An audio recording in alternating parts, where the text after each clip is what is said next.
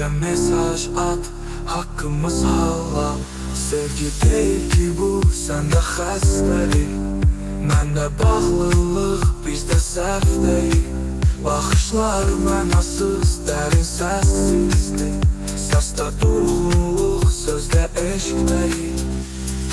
Unutuyor eşiğimə lap uşaq kimi, İncimirəm heç bir damla məqlək kimi. Xahiş edirəm səndən normal bir insan kimi, yox ol həyatımdan heç var olmamış kimi.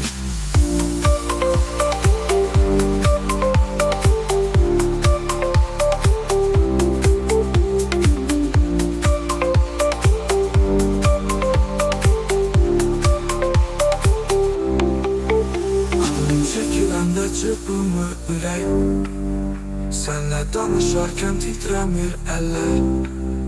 Artıq hər hərəkətin gəlir çox yersiz. Sevgi deyil bu, sadəcə vərdiş. Sevgi deyil ki bu, səndə xəstəlik, məndə bağlılıq, bizdə səhv deyil. Baxışlar mənasız, dərin səssizlik, səsdə durğunluq, sözdə eşq deyil.